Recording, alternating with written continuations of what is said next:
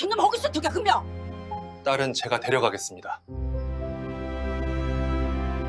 살다 보면 한순간에 모든 걸 잃는 순간이 찾아옵니다. 오랫동안 함께한 사람도, 평생 믿어온 가족도, 심지어 내일이라는 약속마저 흔적 없이 사라져 버리기도 합니다. 하지만 남겨진 사람의 삶은 계속됩니다. 눈물로 버무린 하루 속에서도 우리는 누군가를 지키기 위해 다시 일어나야 합니다. 오늘의 이야기는 사고로 남편과 딸을 잃고 손녀 하나만 데리고 살아가는 한 여인의 삶입니다. 그리고 그 여인을 또다시 벼랑 끝으로 몰아넣은 사위의 배신에 관한 이야기입니다. 내 이름은 박영숙, 올해 69입니다. 평생 남편과 함께 작은 단독주택에서 소박하게 살아왔습니다. 남편은 동네에서 작은 철물점을 운영했고 나는 약국에서 약사 보조 일을 25년 넘게 해왔습니다. 매일 아침 8시에 출근해서 약 포장하고 손님 응대하고 재고 정리하며 하루를 보냈습니다. 부자는 아니었습니다. 하지만 자식 셋을 키우고 남편과 함께 매달 조그만 적금을 부어가며 남들처럼 성실하게 살아왔습니다. 큰아들 진호는 건설 현장에서 중장비 기사로 일하고 둘째 진수는 주유소 매니저로 자리를 잡았습니다. 막내딸 서린이는 병원에서 간호조무사로 일하며 독립했습니다. 서린이가 결혼한 건 32살 때였습니다. 사위 도훈이는 부동산 중개업소에서 일했습니다. 처음 만났을 때 그는 자신감 넘치는 사람이었습니다. 장모님, 저 이번 달에 아파트 계약 2건 성사시켰어요. 수수료만 1,500 받았습니다. 부동산은 한 것만 잘 따내면 대박이에요.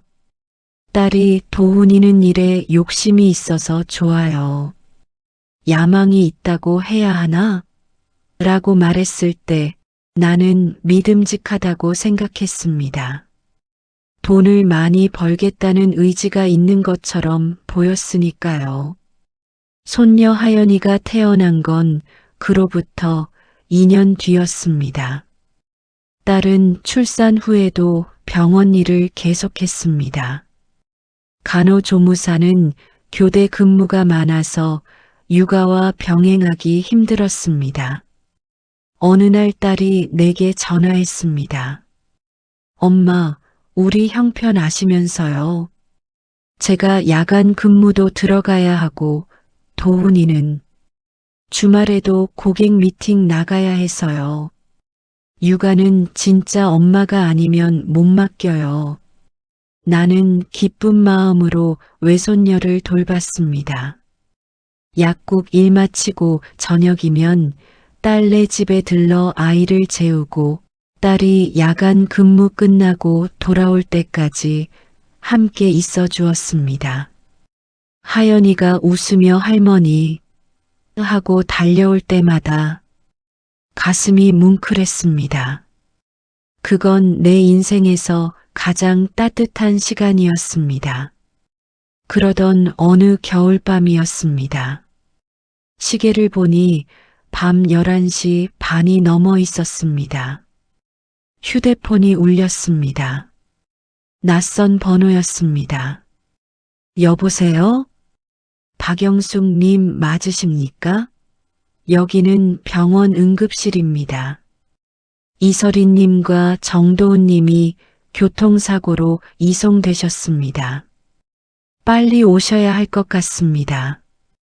그 순간 머릿속이 하얘졌습니다. 남편과 함께 차를 몰고 병원으로 달려갔습니다. 응급실 복도는 차갑고 하였습니다. 간호사가 나를 수술실 앞으로 안내했습니다. 그곳엔 이미 사위 도훈이가 팔에 붕대를 감고 앉아 있었습니다. 어머니 서린이가 아직 수술 중입니다. 그의 목소리는 떨리고 있었습니다. 무슨 일이야? 어떻게 된 거야? 제가 고객이랑 저녁 약속이 있어서 서린이한테 픽업 부탁했어요. 병원 끝나고 식당 앞으로 와달라고. 식당 앞 횡단보도에서 신호 대기 중이었는데 뒤에서 음주 차량이. 나는 더 이상 듣지 못했습니다. 그저 수술실 앞에 주저앉아 기도했습니다. 부디 사람만 달라고. 하지만 새벽 4시 의사가 나왔습니다.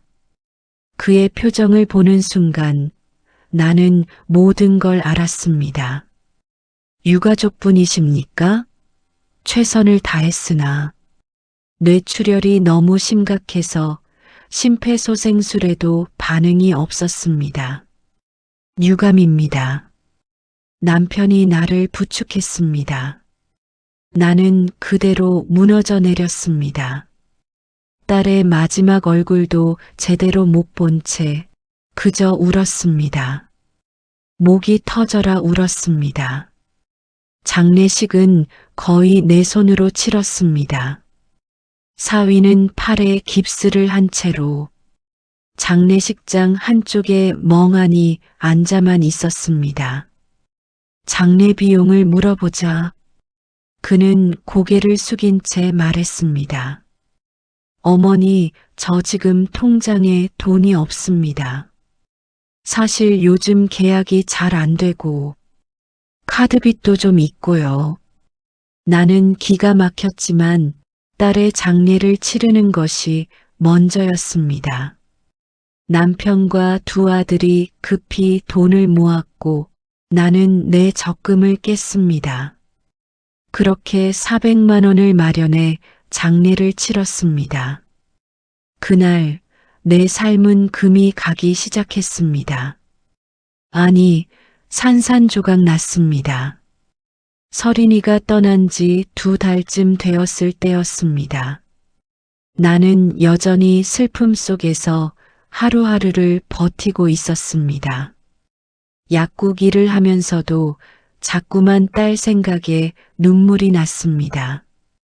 약 포장하다가도 손님 응대하다가도 딸의 얼굴이 떠올랐습니다. 남편도 말수가 부쩍 줄었고 철물점 일도 손에 잡히지 않는다고 했습니다. 집안은 침묵으로 가득했습니다. 어느 날 오후 약국에서 퇴근하고 집에 들어서니 초인종이 울렸습니다. 사위 도훈이었습니다. 그는 하연이를 데리고 서 있었습니다. 아이는 작은 가방 하나를 메고 있었고 표정이 어두웠습니다. 어머니, 들어가도 될까요? 그래, 들어와. 거실에 앉은 도훈은 차마 눈을 마주치지 못하고 말을 꺼냈습니다. 어머니, 제가 요즘 정신이 없어서요. 부동산 계약 건으로 이 지역 저 지역 다니고 고객 미팅도 저녁 늦게까지 있고 하연이가 혼자 있으면 위험할 것 같아서 좀 맡아주시면 안 될까요? 나는 손녀를 보았습니다. 아이는 고개를 떨구고 있었습니다. 그래, 얼마든지 데려와. 하연이는 원래 내가 보던 애잖니. 도훈은 안도한 듯 한숨을 내쉬었습니다. 감사합니다, 어머니. 제가 곧 큰 계약 하나 성사시키면 상황이 나아질 겁니다. 그때 다시 데려갈게요. 몇 달만요. 알았어. 신경 쓰지 말고 내일 잘해. 그는 아이를 내려놓고 불편한 듯 눈을 돌리며 현관으로 향했습니다. 그리고 돌아서며 한마디 더 남겼습니다. 그럼 연락드릴게요. 양육비도 곧 보내드릴게요. 큰 계약만 따내면. 문이 닫혔습니다. 그렇게 남긴 말이 마지막이었습니다. 그 뒤로 도훈은 연락을 받지 않았습니다. 전화를 해도 꺼져 있거나 받지 않았습니다. 문자를 보내도 답이 없었습니다. 양육비는 한 번도 보내지 않았습니다. 큰 계약을 따냈다는 소식도 없었습니다. 아이를 보러 오지도 않았습니다. 생일도 명절도 그냥 지나갔습니다. 하연이는 점점 말이 없어졌습니다. 밤마다 엄마하고 울다가 잠들었습니다.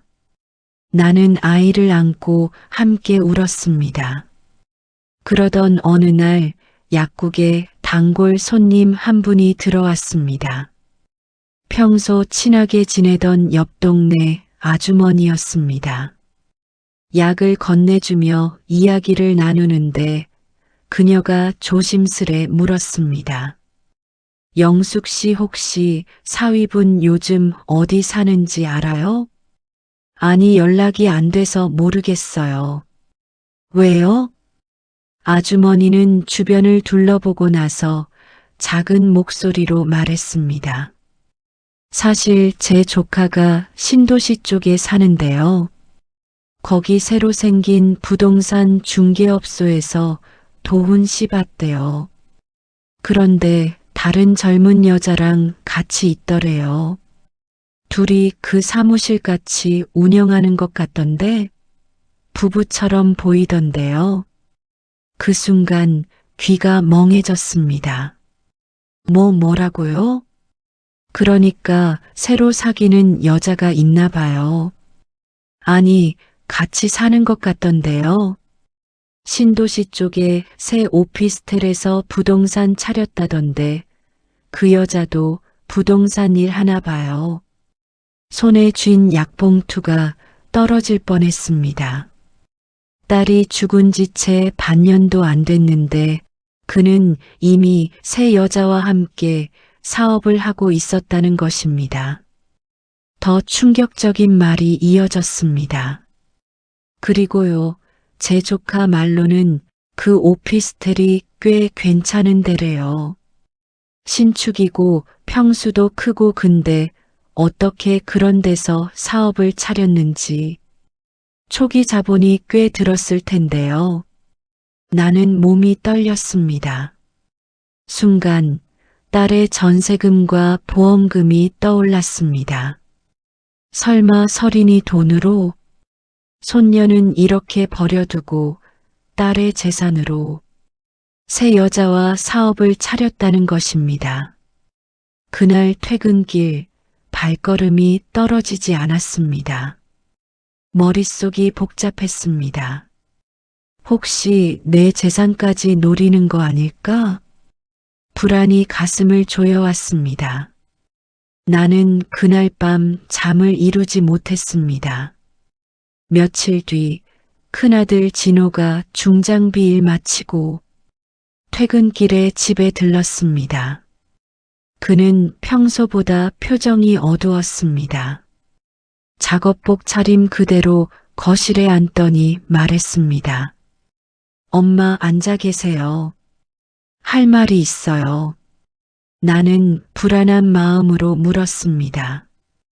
무슨 일이야? 진호는 한참을 망설이다가 입을 열었습니다. 엄마 설인이가 살던 아파트 전세금 있잖아요. 2억 5천짜리. 그거랑 보험금 다 사위한테 넘어갔어요. 뭐? 법적으로 배우자한테 우선 상속되는 게 맞대요. 설인이가 유언장 같은 걸 남기지 않았으니까요. 분노보다 허탈감이 먼저 밀려왔습니다. 딸이 병원 일하며 10년 넘게 모은 돈으로 얻은 전세집이었습니다. 그걸 사위가 고스란히 가져간 것입니다. 보험금도요? 네. 7천만 원 정도 나왔다던데 다 사위 계좌로 들어갔어요. 합치면 2억 2천 정도? 나는 한숨이 나왔습니다. 그럼 그 돈으로 신도 씨의 부동산 차린 거구나. 네. 뭐라고요? 새 여자랑 같이 신도 씨의 부동산 중개업소 차렸대. 오피스텔에서 같이 산다던데. 진호의 얼굴이 굳어졌습니다. 말도 안 돼, 설인이 돈으로? 그런 것 같아. 진호는 분노로 주먹을 불끈 쥐었습니다. 그 인간이 어떻게 그럴 수가. 며칠 뒤 나는 설인이의 방을 정리하다가 오래된 다이어리 하나를 발견했습니다. 그 안에는 딸의 필체로 빼곡하게 메모가 적혀 있었습니다. 전세 계약 갱신 2천만 원 더 올려달래. 내 적금 깨서 충당함. 도훈 카드빚 950만 원 병원 월급에서 나눠서 갚는 중. 도훈 사업자금 빌려줌 500만 원 부동산 사무실 보증금 부족하다며. 하연이 어린이집비 매달 52만 원. 생활비 부족분 매달 약 100만 원. 도훈이는 계약 안 돼서 수입 없다고 함. 그 메모를 보는 순간 눈물이 흘렀습니다. 딸은 혼자서 모든 걸 짊어지고 살았던 것입니다. 사위의 빚까지 갚아가며 사업 자금까지 대주며 아이를 키우고 집을 유지했던 것입니다. 병원에서 야간 근무까지 자청하며 돈을 벌었던 것입니다. 또 다른 메모가 있었습니다. 비상금 통장 300만 원 엄마 병원비 될 때를 위해 도훈이한테는 절대 말 못함. 엄마 약값 매달 15만 원 고혈압약, 당뇨약. 도훈이 말 다음 달에 큰 계약 따내면 다 갚을게. 조금만 더 참아줘. 나는 그 자리에서 울음을 참지 못했습니다. 딸이 나를 위해 따로 돈을 모아두고 있었다는 사실에, 그리고 사위의 끝없는 약속에 속으며 혼자 버텼다는 사실에 가슴이 찢어졌습니다. 설이나 내가 그렇게 힘들었구나. 엄마한테는 한마디도 안 했잖아. 그 순간 딸이 병원 복도에서 마지막으로 했던 말이 떠올랐습니다. 야간 근무 교대 시간에 잠깐 만났을 때 딸이 힘겹게 말했었습니다. 엄마 나 혼자 벌어서 집 유지하고 애 키우고 도훈이는 다음 달에 큰 계약 따낸다고 했는데 벌써 1년째 그 소리만 해요. 카드빚은 늘어나고 나 없으면 우리 집 큰일 나요. 그때는 그냥 걱정하는 말인 줄 알았습니다. 하지만 지금 생각하니 딸은 이미 모든 걸 알고 있었던 것 같습니다. 자신이 사라지면 무너질 가정을, 그리고 자신이 얼마나 홀로 버티고 있었는지를. 나는 다이어리를 꼭 안고 한참을 울었습니다. 이제 나는 선택해야 했습니다. 울기만 할 건지, 남겨진 아이를 지킬 건지. 나는 손녀 하연이의 얼굴을 떠올렸습니다. 설인이를 닮은 그 맑은 눈을. 설이나 엄마가 하연이 지킬게. 꼭 지킬게. 그날부터 나는 움직이기 시작했습니다. 나는 약국 원장님께 조퇴를 부탁하고 법률사무소를 찾아갔습니다. 큰아들 진호가 건설 현장 동료들한테 수소문해서 찾아준 곳이었습니다. 상담실에 들어서자 40대 초반으로 보이는 여성 변호사가 나를 맞이했습니다. 어서 오세요. 앉으세요. 어떤 일로 오셨나요? 나는 떨리는 목소리로 지금까지의 상황을 설명했습니다. 딸이 교통사고로 사망한 것, 사위가 부동산 일을 핑계로 아이를 버리고 새 여자와 사업한다는 것, 딸의 전세금과 보험금을 모두 가져간 것, 그리고 내가 죽으면 내 재산까지 사위에게 갈까봐 두렵다는 것까지. 변호사는 꼼꼼히 메모하며 듣더니 고개를 끄덕였습니다. 박 여사님, 지금 상황에서 가장 시급한 건 손녀에 대한 법적 후견인 지정입니다. 그렇게 되면 사위의 무책임을 법적으로 문제 삼을 수 있고 양육비 청구도 가능합니다. 그게 어떻게 하는 건가요? 가정법원에 후견인 지정 신청을 하시면 됩니다. 사위가 제대로 양육을 하지 않았다는 증거만 있으면 조부모인 여사님께 후견인 자격이 주어질 가능성이 큽니다. 나는 조금 안도했지만 곧 다른 걱정이 밀려왔습니다. 그런데 사위가 새 여자랑 사업하고 있는데 딸 재산도 가져갔는데 이런 사람한테 제 유산까지 가게 한다고요? 저도 약국에서 25년 일하며 모은 돈이 있고 남편이랑 같이 모은 적금도 있고 이 집도 있는데. 변호사는 심각한 표정으로 고개를 끄덕였습니다. 네. 지금 상태에선 여사님이 돌아가시면 손녀 하연이 양과 함께 사위에게도 상속분이 갑니다. 여사님이 재산을 어떻게 정리하든 사위는 최소한의 유류분을 청구할 수 있어요. 딸의 배우자이자 하연이 양의 친권자이기 때문입니다. 나는 손을 떨며 말했습니다. 그 사람에게는 단 한 푼도 주기 싫어요. 딸을 그렇게 만들어 놓고 딸 돈으로 새 여자랑 사업하고 아이까지 버리고. 변호사는 잠시 생각하더니 말했습니다. 방법은 있습니다.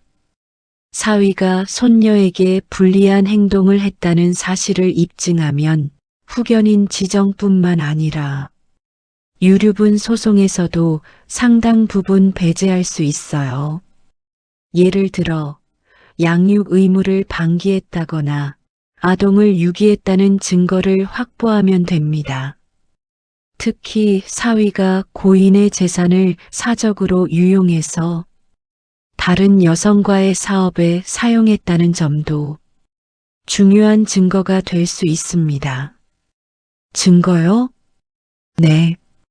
연락 기록, 양육비 미지급 증거, 목격자 진술, 그리고 사위가 다른 여성과 동거하며 사업을 운영 중이라는 사실 등을 모두 모으셔야 합니다. 신도시 부동산 등기부등본도 떼보시고요. 나는 처음으로 희망이라는 걸 느꼈습니다. 알겠습니다. 준비하겠습니다. 변호사는 서류 한 장을 건네며 말했습니다. 일단 후견인 신청부터 하시죠.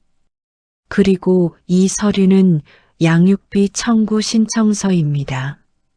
사위가 양육비를 한 번도 내지 않았다면 소급해서 받을 수도 있습니다. 부동산 사업으로 수입이 있을 테니 법원에서 적정 금액을 산정할 겁니다. 나는 그 서류를 받아들고 단단히 마음먹었습니다. 설이나 엄마가 하연이 꼭 지켜낼게. 후견인 신청서를 제출한 지 일주일쯤 지났을 때 예상치 못한 일이 벌어졌습니다. 어느 저녁 약국 일 마치고 집에 돌아와 하연이와 저녁을 먹고 있는데 초인종이 울렸습니다. 문을 열자 사위 도훈이 서 있었습니다. 이번엔 말끔한 정장 차림이었습니다. 새로 산 것처럼 보였습니다. 얼굴은 수척했지만 눈은 예전과 달리 날카롭고 예민하게 빛났습니다. 어머니, 무슨 일이야? 그는 현관문 앞에서 머뭇거리다가 말했습니다. 하연이 좀 데려가야겠습니다. 나는 순간 귀를 의심했습니다. 뭐? 제가 이제 사업도 안정됐고 신도시의 사무실도 잘 차렸고 애도 제 딸인데 제가 키워야죠. 그 말을 듣는 순간 머리끝까지 화가 치밀었습니다. 지금 무슨 소리 하는 거야? 사업 안정됐다고? 누구 돈으로 차린 사업인데? 어머니, 저도 사정이 있었어요. 사고 나고 나서 힘들었고, 이제 정리됐으니까 애를 데려가려고요. 나는 단호하게 말했습니다. 못 데려간다. 도훈의 표정이 굳어졌습니다. 어머니가 무슨 권리로 그래요? 권리? 내가 그동안 뭘 했는데? 석 달 동안 양육비 한 푼 냈냐? 아이 보러 오기라도 했냐? 전화 한 통이라도 했냐? 도훈은 말문이 막혔습니다. 그러다 변명처럼 말을 꺼냈습니다. 그건 제가 사업 자리 잡느라 바빴고 신도시에 사무실 오픈하고 초기 정착하느라 아이 버려놓고 이제 와서 데려가겠다고? 하연이는 장난감이 아니야. 설인이 돈으로 사업 차린 거 다 알아. 전세금에 보험금까지 2억 2천 다 가져갔지? 도훈의 얼굴이 붉어졌습니다. 그건 법적으로 제 거예요. 배우자 상속분이고 법적으로 내 거? 그럼 딸이 평생 갚아준 내 카드빚은? 딸이 대준 사업자금은? 딸이 혼자 벌어서 내 생활비까지 된 건? 그건 새 여자랑 산다는 소문 다 들었어. 신도시 부동산 그 여자랑 같이 운영하지. 오피스텔에서 같이 살고 우리 하연이 그 집에 데려가서 키울 거야? 도훈은 목소리를 낮추고 나를 노려보며 말했습니다. 그래도 나는 법적으로 아빠예요. 원하면 데려올 수 있어요. 저도 이제 수입이 있고 안정적으로 키울 수 있어요. 그 말에 등골이 오싹해졌습니다. 그는 진짜로 아이를 빼앗아갈 생각이었습니다. 왜 갑자기? 석 달 동안 얼굴도 안 비추던 내가? 도훈은 대답하지 않았습니다. 그저 입술만 굳게 다물고 있었습니다. 나는 그의 눈빛에서 무언가를 읽었습니다. 그건 아이를 향한 그리움이 아니었습니다. 뭔가 다른 의도가 있었습니다. 계산적인 눈빛이었습니다. 혹시 내 재산 때문이냐? 내가 죽으면 하연이한테 가는 상속분, 그게 탐나서 그러는 거지. 도훈의 표정이 순간 흔들렸습니다. 무슨 소리예요? 제 딸이니까 데려가는 거지. 솔직히 말해봐. 사업 확장하려면 또 돈 필요하지. 신도시 부동산 하나로는 부족해서 더 큰 돈 벌려고 하지.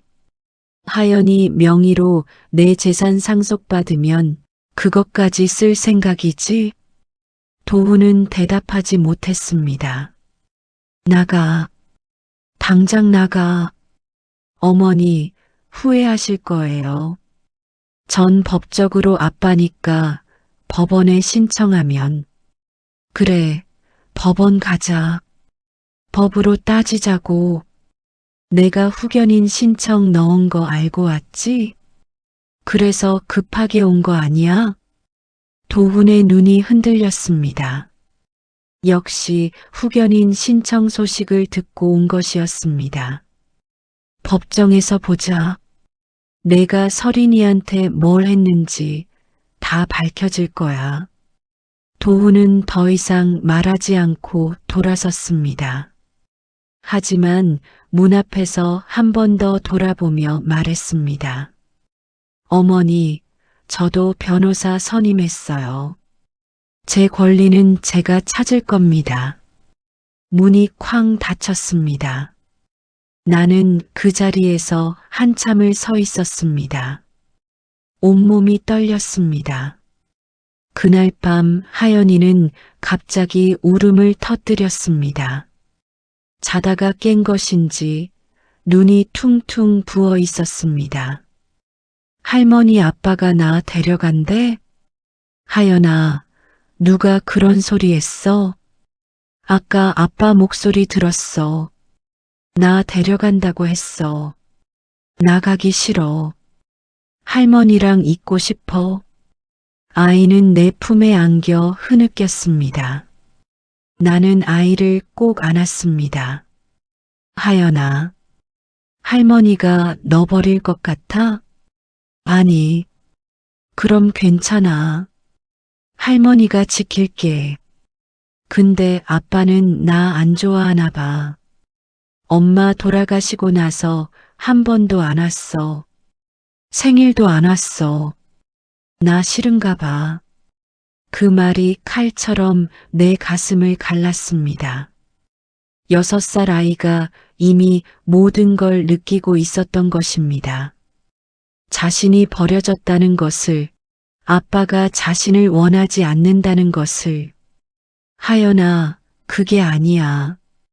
아빠가 잘못된 선택을 한 거야. 하지만 너는 누구보다 소중한 아이야. 할머니한테는 세상에서 제일 소중한 아이야. 진짜? 진짜야. 우리 하연이는 엄마 닮아서 착하고 예쁘고 할머니 최고 보물이야. 할머니 나 아빠한테 안 가도 돼? 그럼 할머니가 법으로 지켜줄 거야. 아이는 한참을 울다가 겨우 잠들었습니다.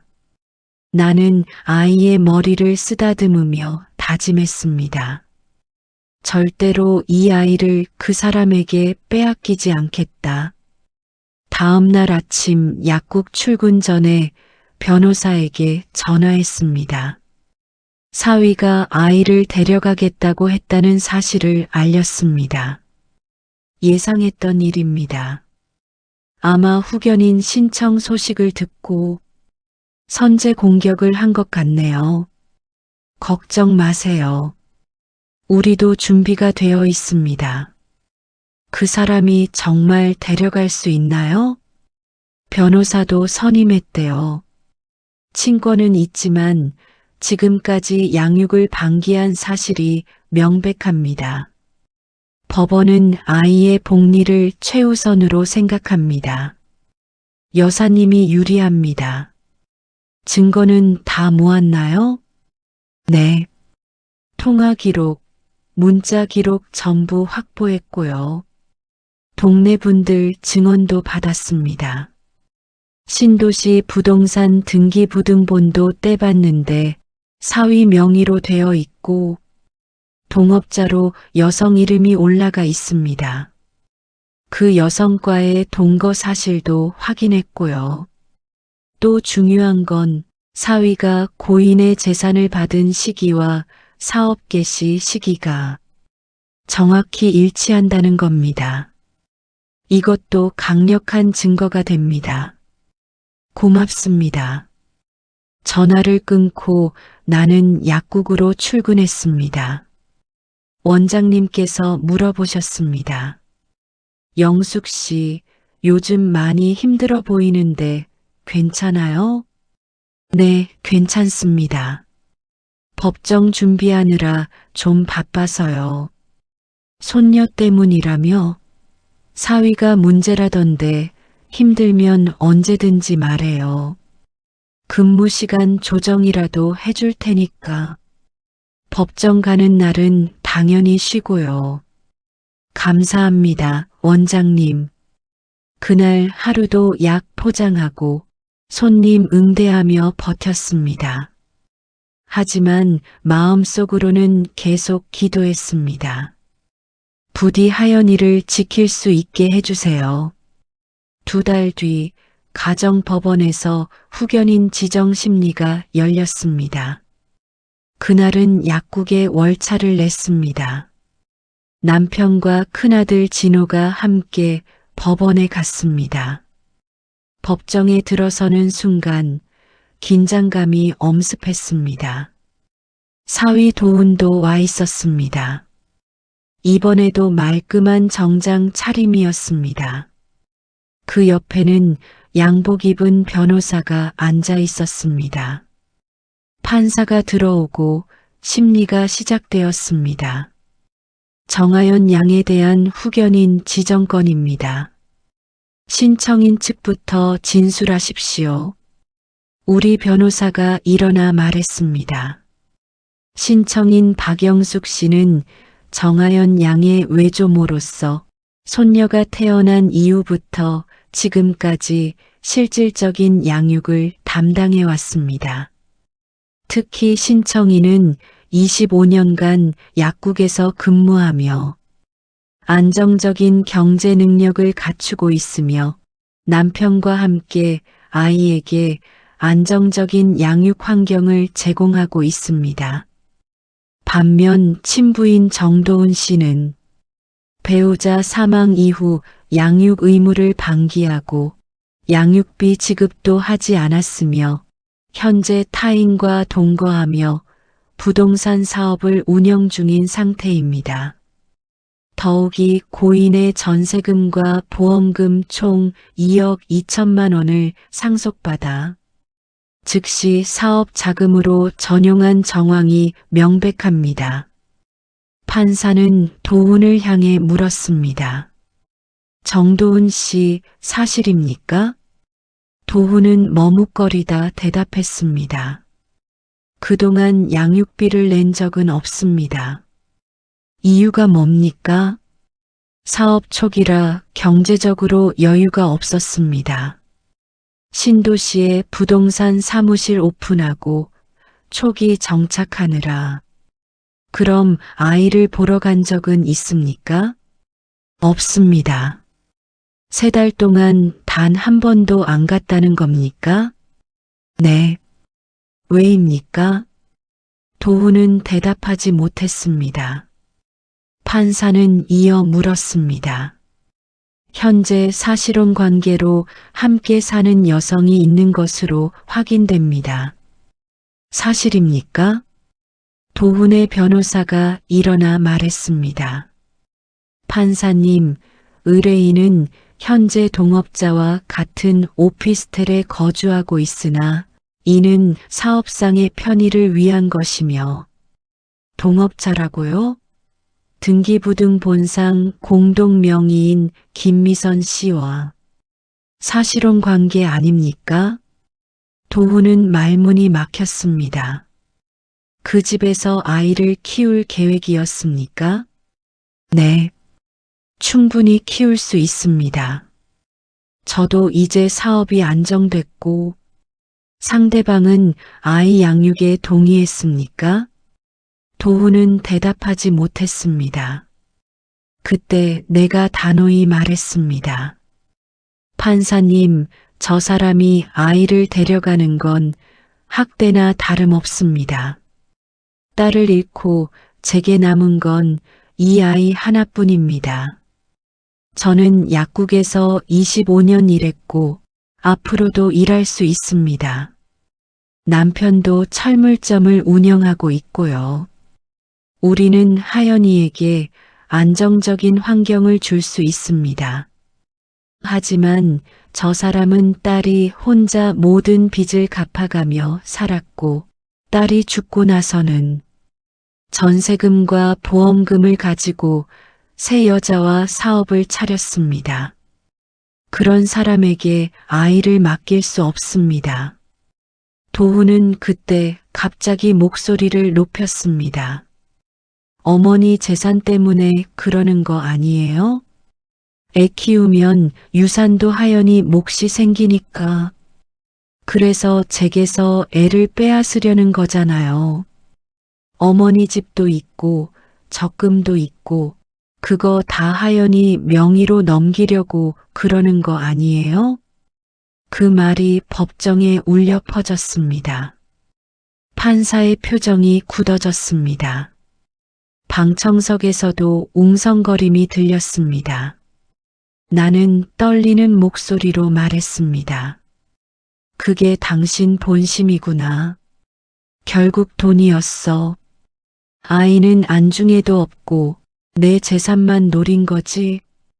딸 재산 가져간 것도 모자라서 사업 확장하려면 또 돈 필요하니까 하연이 명의로 내 유산까지 노린 거지. 도훈은 얼굴이 빨개져서 아무 말도 하지 못했습니다. 판사가 말했습니다. 조용히 하십시오. 정도훈 씨, 지금 발언은 본인에게 매우 불리합니다. 아이의 복리보다 재산을 우선시한다는 인상을 주고 있습니다. 도훈의 변호사가 황급히 말했습니다. 죄송합니다, 판사님. 의뢰인이 감정적으로. 판사가 말을 끊었습니다. 됐습니다. 자료를 보니 정도훈 씨는 배우자 생존 시에도 경제적 기여가 거의 없었고 오히려 배우자가 생활비와 사업 자금을 전담했던 것으로 확인됩니다.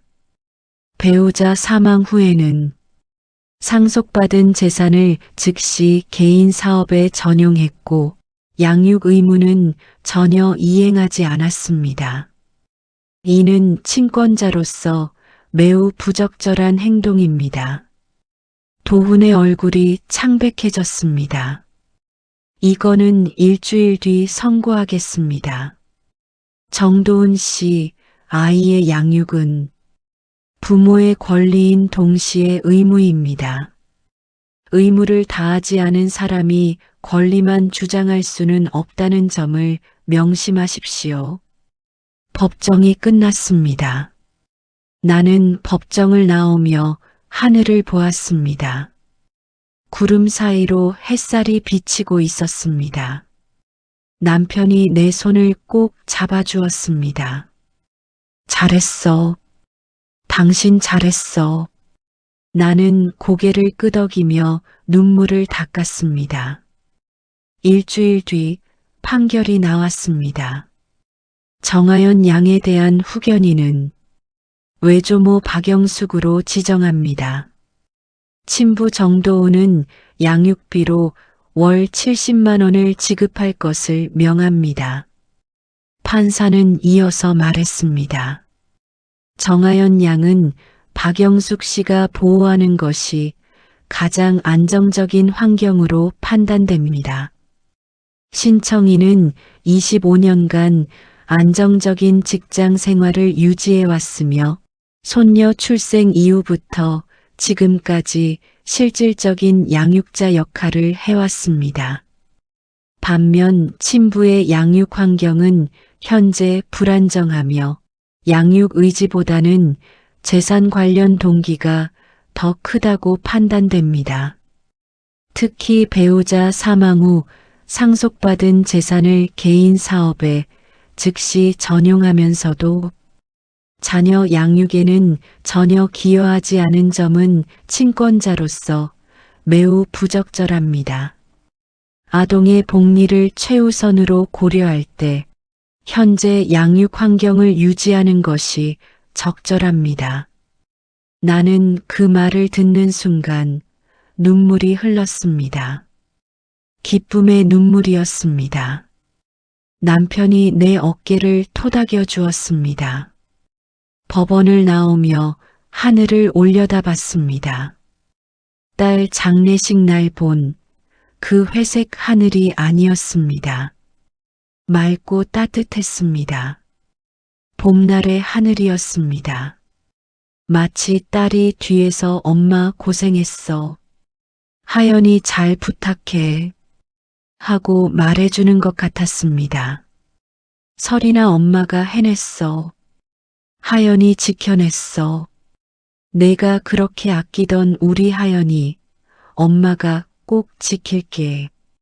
집에 도착하니 하연이가 달려나와 안겼습니다. 할머니, 오늘 유치원에서 그림 그렸어. 할머니 그렸어. 진짜? 우리 하연이가? 응. 선생님이 예쁘다고 했어. 아이는 환하게 웃었습니다. 그 웃음소리를 들으며 나는 결심했습니다. 내일이 두려운 날도 있었지만 이제는 누군가를 지키며 사는 오늘이 더 소중하다. 그날 저녁 나는 딸의 사진 앞에 앉아 말했습니다. 설이나 너 없이 정말 힘들었는데 내 아이가 엄마를 다시 살게 했다. 하연이 덕분에 엄마가 다시 일어섰어. 약국 일도 계속할 거고 하연이 대학 갈 때까지 일할 거야. 우리 손녀 잘 키워볼게. 그리고 내가 혼자 그렇게 힘들게 모은 돈, 그 사람한테 빼앗긴 거 생각하면 지금도 화가 나지만 적어도 하연이는 지켰어. 고마워, 우리 딸. 그리고 미안해. 내가 혼자 그렇게 힘들었는데 엄마가 몰라줘서. 창밖에서 봄바람이 불어왔습니다. 따뜻하고 부드러운 바람이었습니다. 하연이가 내 손을 잡고 말했습니다.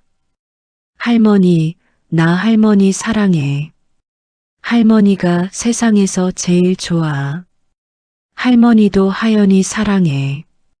세상에서 제일 사랑해. 남편이 거실에서 웃으며 말했습니다. 영수가 저녁 먹자. 내가 오늘 하연이 좋아하는 카레 만들었어. 그래, 지금 가. 우리는 함께 식탁에 앉았습니다. 작은 식탁이었지만 따뜻했습니다. 그렇게 우리는 새로운 봄을 맞이했습니다. 설인이가 떠난 봄이 아닌 하연이와 함께하는 새로운 봄을. 다음 날 약국에 출근하니 원장님이 말씀하셨습니다. 영숙 씨, 후견인 지정 잘 됐다며? 축하해요. 앞으로 하연이 잘 키워요. 감사합니다, 원장님. 덕분에 마음 놓고 일할 수 있게 됐어요. 하연이 데리고 가끔 놀러 와요. 우리 약국 식구들도 다 응원하니까. 네, 그럴게요. 약을 포장하며 나는 생각했습니다. 아직 갈 길이 멀지만 나는 할 수 있다. 하연이를 잘 키울 수 있다. 한 달 뒤 도훈에게서 첫 양육비가 입금되었습니다. 70만 원. 그 돈을 보며 나는 통장을 하연이 교육비 통장에 고스란히 넣었습니다. 설이나, 이건 내 돈으로 시작된 거니까 하연이 미래를 위해 쓸게. 그날 저녁 하연이가 물었습니다. 할머니, 나 크면 뭐가 될까? 하연이는 뭐가 되고 싶은데? 할머니처럼 약국에서 일하고 싶어. 할머니 도와주고 싶어. 나는 아이를 안으며 말했습니다. 우리 하연이는 뭐든지 될 수 있어. 할머니가 옆에서 응원해 줄게. 약사가 될 수도 있고, 의사가 될 수도 있고, 선생님이 될 수도 있어. 엄마처럼 착한 사람이 되면 돼. 진짜? 진짜? 창밖에는 봄꽃이 만개하고 있었습니다. 긴 겨울이 지나고 드디어 봄이 온 것입니다. 때로 인생은 우리에게 가혹합니다. 사랑하는 사람을 빼앗아가고 믿었던 사람에게 배신당하게 하고 혼자 남겨진 채 싸워야 하게 만듭니다.